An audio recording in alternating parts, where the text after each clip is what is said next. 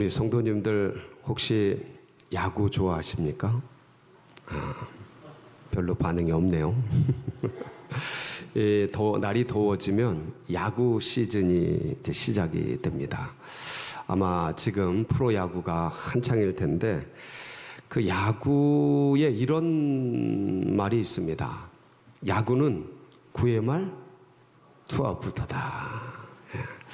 그러니까 이 말은 그러니까 야구는 끝날 때까지 끝난 게 아니라는 의미겠죠. 예.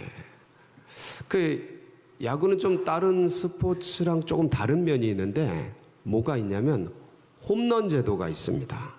그래서 8회 말까지 지다가도 9회 말에 홈런 치고 안타 치고 홈런 치면 뭐 되는 거예요? 역전되는 거예요. 그런 역전되는 모습들을 우리는 TV나 또 경기를 통해서 종종 경험하게 됩니다. 그래서 이기던 게임을 승리하는 것도 아주 좋지만 지던 게임을 뒤집어서 이기면 이건 진짜 뒤집어집니다. 진짜 환상적이죠.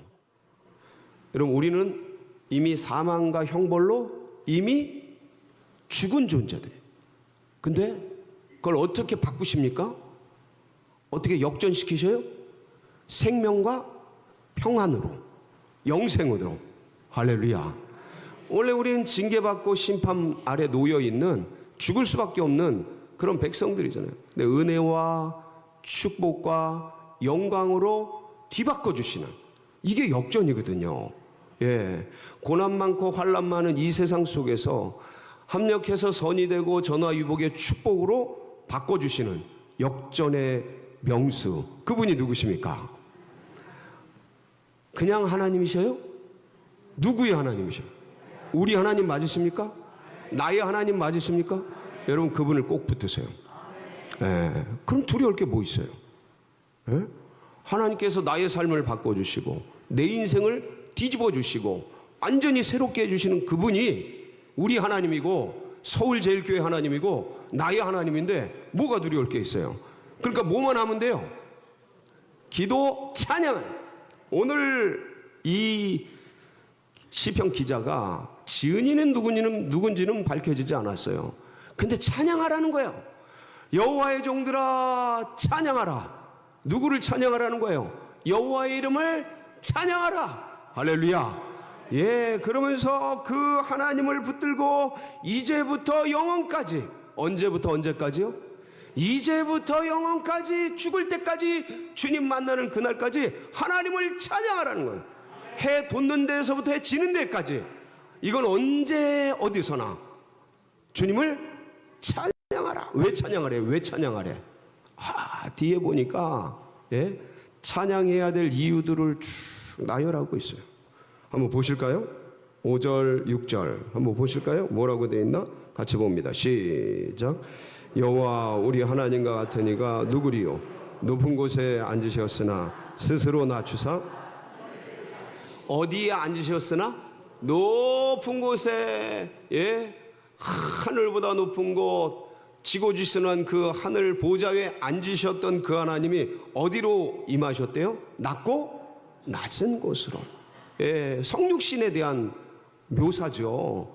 하나님의 전능하신 하나님이 이 낮고 낮은 세상 가운데 찾아오신 그 은혜를 찬양하라는 것이죠. 예, 그리고 그 뒤에 보면 오늘 우리의 주제가 되는 말씀들이 기록되어 있습니다. 우리 7절, 8절 한번 보실까요? 뭘 또 찬양하라 그러는지 시작. 가난한 자를 먼지 더미에서 일으키시며 궁핍한 자를 거름더미에서 들어세워 지도자들 곧 그의 백성의 지도자들과 함께 세우시며. 할렐루야.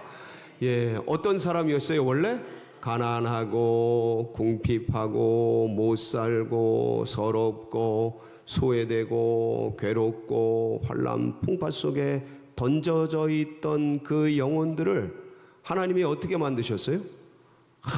지도자들, 리더들, 부유하고 풍성한 은혜로 이끌어 주신 거예요. 할렐루야. 여기 계신 분들이 그 증인 되시길 축복합니다. 증인 되시고, 그리고 하나님의 살아계심, 하나님의 이 역전의 하나님을 간증하시고 고백하는 일평생의 성도님들 다 되시기를 축복합니다. 얼마나 감사해요. 예? 아니 그분을 붙들었더니 가난이 부요가 되고, 할렐루야, 죽음이 생명이 되고, 예? 평범한 인생이 지도자들, 리더들이 되어지는 이 역전의 하나님. 이 하나님이 누구 하나님이에요? 마지막 구절에 보면 여러분 희소식이 있습니다. 희소식. 시작. 또 임신하지 못하던 여자를 집에 살게 하시, 자녀들을 즐겁게 하는 어머니가 되게 하시는도다. 할렐루야. 아멘. 이 불임의 문제는 지금도 문제지만 옛날에는 이게 아이를 못 갖는 게 뭐였어요? 칠거지악. 악이야, 악. 말도 안 되는데, 지금 인권으로 생각하면 말도 안 되는데, 근데 옛날에는 아이를 못 갖는 게 악이고 죄고 천형 같은 거였어요. 그러니까 여인들에게는 이거보다 괴로운 게 없어요. 살아가는데 아이를 갖고 싶어도 안 갖게 되는 거예요. 누구 죄예요? 이게 다 내 죄야. 아이를 못 갖는 내 죄야. 그렇게 평생 동안 괴로워하고 힘들어하고 어려워하던 그 사람, 이제 시간도 다 지나고 때도 다 지나고 나이도 들고 이제는 과학적으로 의학적으로 어떻게 할 수 없는, 상황적으로 환경적으로 이미 지나가 버린, 어디 말할 데도 없고 희망을 가질 수도 없는 그러한 여인의 기구한 인생인데, 그렇게 살다 그렇게 가야 되는데 그 여인에게 하나님께서 뭘 주셔요? 씨를 주시고 생명을 주시고 아이를 주셔서, 성경에 보면 뭐라고 되어 있냐면 자녀들을 즐겁게 하는 어머니가 되게 하시는도다. 하나예요, 여럿이에요? 여러. 자녀들 복수야, 복수. 하나, 딸도 낳고 아들도 낳고, 쌍둥이도 낳고 뭐도 낳고 뭐 했는지는 모르지만 하나님이 풍성한 자녀들을 주셔서 그 옛날 기구한 그 자기의 삶을 생각하면서 눈물 짓고 구박 아닌 구박 속에서 울고 가슴 아파하고 그랬던 생애가 자녀들과 함께 웃고 떠들고 즐거워하고 해피하게 살아가는 그런 놀라운 삶으로 바꿔주신 그 하나님이 어떤 하나님이셔요? 역전의 하나님. 역전의 하나님.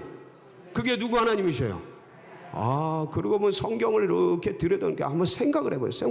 그러고는 성경을 생각해보면 성경이 전부 그걸 얘기해요. 역전시켜 바꿔주신. 여러분 창세기 3장 15절에 보면요, 하나님의 첫 번째 예언이 나옵니다. 기억나세요? 한번 읽어볼까요? 시작. 내 후손도 여자의 후손과 원수가 되게 하리니 여자의 후손은 너의 머리를 상하게 할 것이고 너는 그의 발꿈치를 상하게 할 것이니라 하시고. 그러니까 이 여자의 후손과 뱀의 후손이 있는데 이 여자의 후손이 단수예요.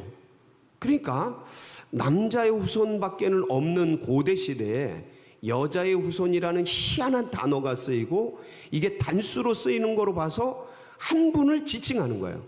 여자의 후손. 여자로부터 난 사람, 그게 누구예요? 예수 그리스도죠. 근데 그때는 이게 원시 계시라 아직 가려져 있었어요. 메시아라는 것만 어렴풋게 흘러내려오는 거죠. 그 여자의 후손이 뱀의 머리를 어떻게 한다고요? 상하게 할 것이다. 이게 크러쉬인데 뭐냐면 발로 짓밟는 거예요. 여러분 뱀은 어디가 제일 약해요? 머리가 제일 약해요. 딴 데 밟으면 물어버리고 확 우리를 묶어버리고 이러는데 머리를 밟으면 죽어버려요. 약해요 거기가. 그런데 머리를 밟는데 뱀은 뱀의 후손은 여자의 후손이 어디를 물어요? 발꿈치를 물어요. 여러분 옛날에는 신발을 안 신고 다녔잖아요. 그러니까 독사가 사람의 발꿈치를 물으면 어떻게 돼요? 이 발꿈치에 모든 혈관이 다 통해져 있어요. 그래서 뭐라고 불러요? 발꿈치를 아킬레스건이라고 불러요. 그러니까 거길 딱 물면 어떻게 되는 거예요? 사람은 죽는 거예요. 자, 그런데 여자의 후손이 뱀의 머리를 밟는 것과 뱀의 후손이 여자의 후손의 발꿈치를 무는 게 동시 동작이야. 같이 일어나는 일이야. 그러니까 뱀의 후손이 여자의 후손인 메시아를 십자가에 달아서 뒤꿈치를 쾅 물어버리니까, 죽여버리니까, 근데 이게 자기의 머리를 담는 사건이 돼버리게 만드신 분, 그게 누구예요? 역전에? 이건 기가 막혀요. 원수마귀 사단이 지금도 모르고, 그래서 예수님을 십자가에 못 박은 거예요. 이걸 알았다면 못 안 박죠. 피를 못 흘리게 하죠. 근데 이걸 몰라요. 이 역전의 하나님의 비밀을 얼마나 감사한지 뒤집어서 역사시키고, 그러니까 그렇게 첫 예언이 역전의 하나님의 놀라운 지혜를 드러내시면서 그 뒤에 쭉 보면 노아 시대, 사람이 부패해서요 완전히 전적으로 다 썩어버려요. 원수마귀 사단이 모든 문화를 장악해서 이거는 뭐 동성애가 만연하게 하고 모든 지각이 다 무너지게 하고 선의 기준이 다 무너지게 하고 남녀노소가 다 타락을 해서 구원의 여망이 전혀 보이지 않는 암울한 세상. 여러분, 사실 지금 이 시대 생각하면 어떤 면에 좀 답답한 면이 있지 않아요? 야, 이렇게 망하는 건가? 야, 이렇게 점점 무너지는 건가? 이런 생각이 들잖아요. 그래도 아직 희망이 보이잖아요. 이때는 완전히 무너져버려요. 아무것도 보이지 않는 거예요. 근데 그때 하나님께서 누굴 택해요? 노아를 택해요. 그리고 방주를 지어서 전적으로 부패한 것을 완전히 새로운 시대로 전환시켜요. 완전히 역전시키죠. 완전히 새롭게 시작하죠. 이게 하나님이셔요. 하나님의 능력이셔요. 남들이 보기엔 안 된다, 무너졌다, 할 수 없다 그러지만 하나님은 하시는 분이에요. 여러분, 애굽에 종살이를 할 때요, 이 바로와 그의 군대가 이스라엘 백성들을 민족 말살 정책을 써버립니다. 그래서 남자가 태어나면 다 나일강에 죽여버려요. 그러면서 점점 시들어가고 없어지고 사라지게 만드는 거죠. 그러니까 살았으되 죽은 존재가 누구였냐면 이스라엘 백성들이었어요. 그러니까 다 이젠 끝났다. 어떻게 그 강대국을 아무도 말릴 사람이 없는 거야. 누구도 이 애굽이라는 초강대국을 잘못됐다고 말할 수도 없고, 누구도 희망이 없어지는 그때 참 하나님께서 누구를 보내셔요? 이 애굽에 모세를 보내셔요. 근데 모세 한번 생각해 보세요. 그때 나이가 몇 살이에요? 80세. 호호 할아버지. 본인이, 하나님이 야 애굽 가서 이스라엘 백성들 좀 건져내라 그랬는데 본인이 저는 못해요. 전 나이가 들었어요. 전 말이 안 돼요. 아무것도 안 돼요. 저는 보낼 자를 보내서, 그러면서 4번 5번을 못한다고 거부합니다. 진짜 할 수 있었던 사람이에요? 할 수 없었던 사람이에요? 할 수 없었던 사람이에요. 나이 80에 뭔 일을 합니까? 그런데 하나님은 그를 택해서 죽어가는 이스라엘 민족을 출애굽 시켜내십니다. 이게 기적이에요. 이게 하나님의 놀라운 역사예요. 자, 그런데 이스라엘 백성들이 그들을 구원해서 출애굽시켜서 가는데 뭐가 막아섰어요? 홍해가 다 가로막혀 있어요. 뒤에선 애국 군대가 전차병을 이끌고 쫙 정예병이 쫓아와서 죽이려고 다. 앞에는 홍해가 막혀 있고 오도 가도 못하는 도간에 든 쥐신이세요. 이젠 다 죽는 거예요. 끝났구나 할 때 회오리 바람 같은 게 쫙 그냥 돌더니 저쪽하고 이쪽하고 가리더니 갑자기 홍해에 뭐가 나기 시작해요. 길이 밤새도록 바람 불면서 동풍의 바람이 불어오면서 마른 땅이 쫙. 무슨 땅이요? 야, 갈라지는 정도가 아니고 마른 땅을 말려버리셔. 그 이스라엘 백성들이 거기를 다 건너가. 그랬더니만 이제 이 바로와 그의 군대들이, 정예병력들이 저것들 잡으러 가자 그러면서 쫓아 싹 들어왔을 때 홍해가 어떻게 돼요? 덮어버려. 한 방에 다 수장돼 버려. 여러분 생각을 해보세요. 이 이스라엘 백성들은 노예병력이었어요. 아무것도 무기를 가진 게 없어. 이들은 전차병이에요. 세계 최강대국. 왜? 그러면 싸우면 누가 이기겠어요? 당연히 애굽이 이기지. 당연히 바로가 이기죠. 그리고 불안해서 두려워하는 그의 군대를, 아니 이스라엘 백성들을 보세요. 우리 다 죽었다. 근데 거꾸로 결과는 역전이 돼버려요. 누구의 은혜입니까? 하나님의 은혜요. 하나님이 역전시켜 주신 놀라운 은혜와 사랑으로 뒤바꿔 주시고, 하나님의 역사 속에 이런 놀라운 일들이 성경에 계속 기록되어 있어요. 돌아보면 우리 하나님은 역전의 하나님이세요. 아멘이십니까? 여러분, 다윗은 어린 목동이었습니다. 그 어린 목동이 물맷돌 들고 골리앗하고 딱 싸우러 나갔을 때 아마 양 진영에서 다 웃었을 겁니다. 저 블레셋 군대는 비웃었을 거고요. 이스라엘 군대는 어처구니 없어서 웃었을 겁니다. 와, 우리가 군인이 이렇게 없어서 목동을 내보내냐? 실수를 했을 거예요. 그런데 결과는 어떻습니까? 그 우람한 어마어마한 무기 장비가 60kg예요. 따진 거 보면. 근데 그런 어마무시한 거인족이 다윗의 물맷돌 한 방에 날아갑니다. 쓰러져요. 목이 잘립니다. 여러분, 이거 누가 하신 거겠어요? 다윗이 능력이 좋고 실력이 좋아서? 아니죠. 움직이는 사람을 그렇게 맞출 수 있는 사람은 없습니다. 하나님이 다윗이 너는 칼과 단창으로 나오나 나는 네가 무시하는 만군의 여호와의 이름으로 나가노라. 전쟁은 여호와께 속한즉 할렐루야. 그러면서 물매를 돌고 확 던져니까 이거 하나님께서 이 물매를 쫙쫙쫙 각도를 조절해서 골리앗 이 갑옷 사이를 뚫고 여기 그 맞박에 딱 할렐루야. 하나님이 맞춰주신 거죠. 하나님께서 기적을 일으키시고 이 승부의 역전을 일으키신 거죠. 이게 전부 그런 말씀들이 줄줄이 사탕이야 그냥. 여러분, 바벨론 포로기예요. 이스라엘 백성들이 바벨론으로 전쟁에 져서 나라가 망해서 다 끌려갑니다. 그리고 본토에 있던 사람들 다 흩어져요. 나라가 망하고 나라가 없어진 거죠. 백성이 없어진 거예요. 그런데 바벨론에 끌려가서 70년을 지내는데, 여러분, 인생이 그렇게 포로로 끌려가서 70년이 지내면 다 늙어지고 사라지고 죽어가고 그렇게 되는 것 아니겠습니까? 이제 끝났구나, 이스라엘은 망했구나 할 그때 하나님께서 누구를 일으키셔요? 고레스라는 왕을 일으킵니다. 페르시아의 고레스. 그가 이스라엘 백성들에게 난데없이 갑자기 니네는 고국으로 들어가고 조국으로 들어가서 하나님의 성전을 건립해라, 이런 희한한 일들을 일으킵니다.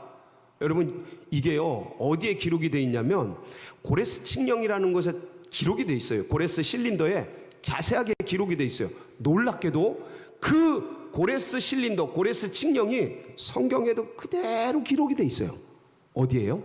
에스라 1장 1절로 4절에 한번 보실래요? 같이 보시겠습니다. 시작.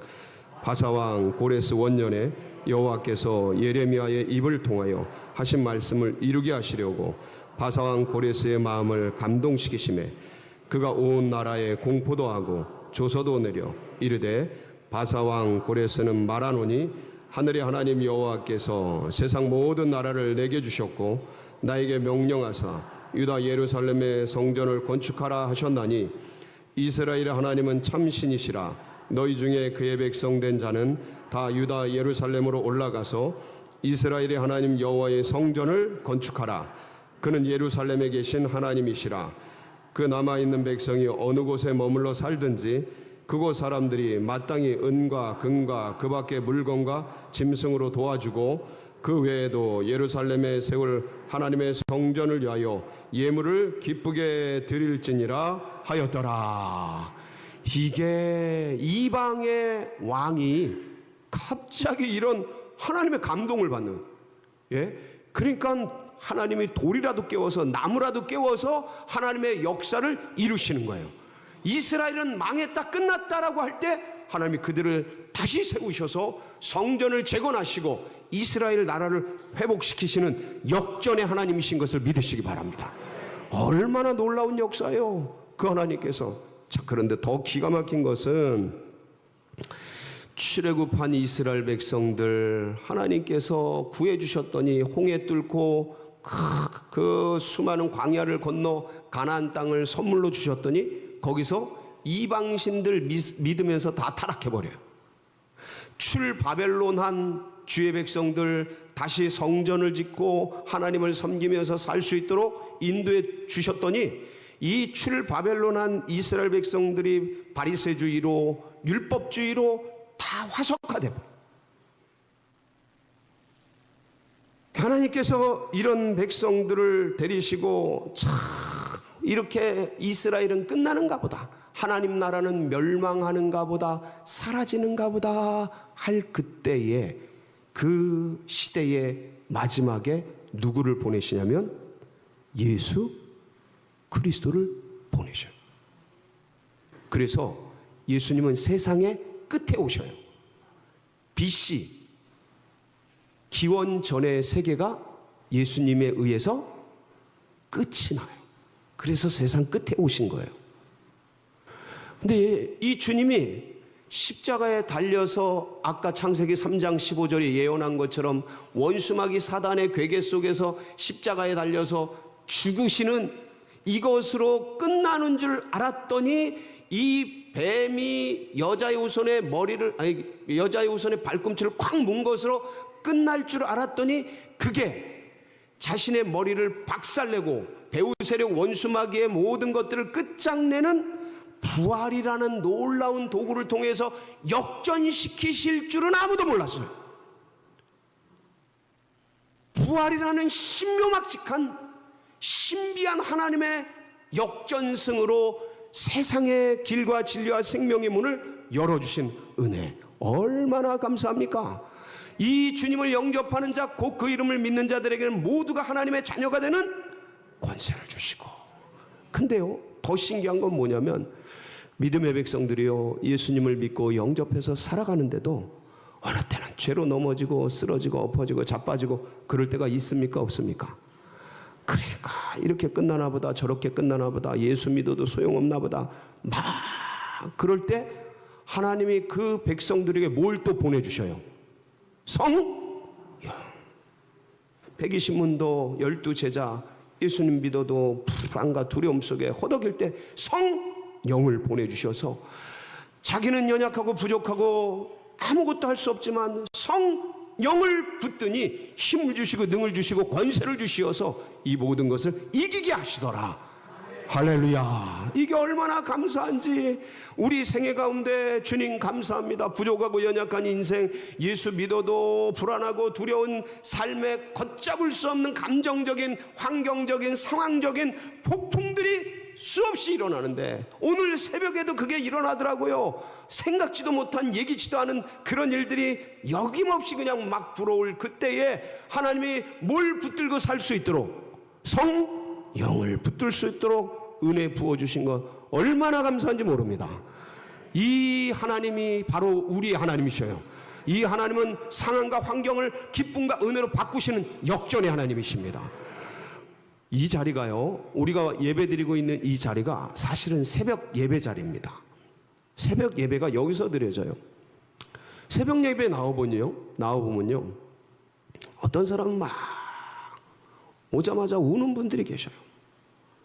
가슴에 한이 있는 거죠. 예수 믿으니까 새벽 기도까지 나오는 거예요. 예수 믿는데 왜 이렇게 고통스러운 일이 많은지. 아마 그분은 밤에 잠을 못 주무신 분 같아요. 그러면서 말도 못해, 기도도 못해, 울기만 해. 막 어떤 분들은 막 소리 지르는 분이 계신가, 어떤 분들은 탄식하는 분들이 계셔요. 여러분, 그런데 얼마간 지나면 갑자기 찬양이 들려. 감사, 기쁨의 소리, 은혜의 소리가 막 들려. 가만히 듣고 있어 보면 아까 탄식하고 울고 있던 그분이야. 그분이 어느새 주님께 찬양 드리고 감사하면서 박수치고 노래하고 주님께 영광을 돌리더라고요. 얼마나 한이 많고 아픔이 많고 고통이 많았으면 이 공개석상에서 울고 가슴 저린 그 후벼 파는 탄식을 내뱉겠습니까? 그걸 누구에게 말할 수 있겠어요? 근데 또 좀 있으니까 막 찬양하고 기뻐하고 감사해. 이 미친 건가? 누굴 만난 거예요? 하나님을 만난 거야. 이 하나님은 눈물을 기쁨으로 바꿔주죠. 가슴의 탄식을 노래로 바꿔주죠. 이 역전의 하나님께서는 우리의 고난과 아픔을 합력해서 선이 되게 하시고 놀라운 전화위복의 축복이 되게 하시고 은혜로 바꿔주시는 하나님이십니다. 여러분 포기하지 마세요. 여러분 멈추지 마세요. 끝날 때까지 끝난 게 아이고 목사님이 세월 다 갔어요. 이제 끝났어. 끝날 때까지 끝난 게 아니라니까. 포기하지 마세요. 계속 주님을 붙드세요. 거기서 역사가 일어납니다. 9의 말 투아웃. 그때부터 역전의 하나님은 역사합니다. 오늘 이 한 주간도 그 주님을 붙들고 승리하는 복된 역사가 있으시길 주의 이름으로 축복합니다.